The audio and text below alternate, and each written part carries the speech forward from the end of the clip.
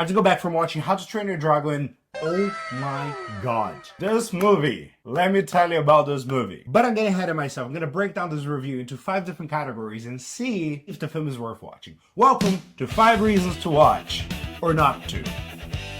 By the way, my name is Lucas and I talk about movies every day here on this channel. So if you like this kind of video, make sure you hit the follow. First category is the opening. How did the movie perform as an opening? Did it hook you in? Did it make you intrigued? If you have never seen How to Train Your Dragon, you could go into this and you know what the world looks like, you know what it feels like, you know what we're dealing with, you learn who's your protagonist, you learn who's your sidekicks and supporting characters. In my opinion, the movie does an incredible job setting you up to what is about to happen. Category number 2 is script and plot, which is the story. Did it develop? Did it move you? Did it take different directions? Mostly yes. I feel like very similar to the animated, the story flows quite well. You're intertwined within what is happening in the village and his learnings of dragons and everything involving in that story. I see that there are a couple of changes that they decided to do in this, which makes a lot of sense. That is a movie that came out many years ago. But I do like that the story is very much what it was, just slightly adapted. So in terms of story,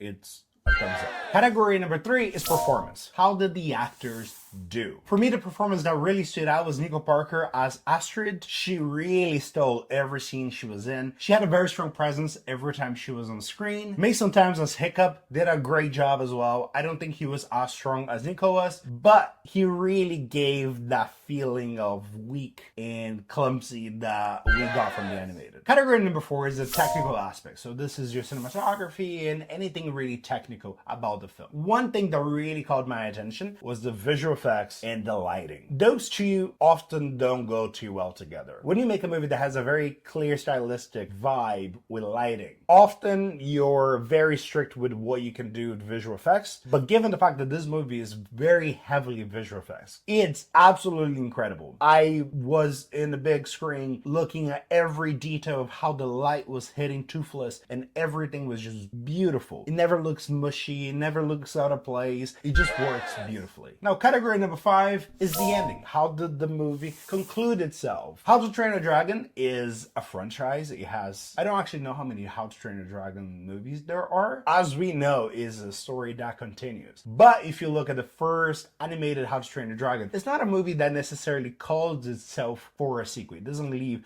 an open end. It's very similar to the animated film, the live action film. Spoilers. It wraps up exactly the same. Overall, I really liked the film. I had a great time. Would happily rewatch this film.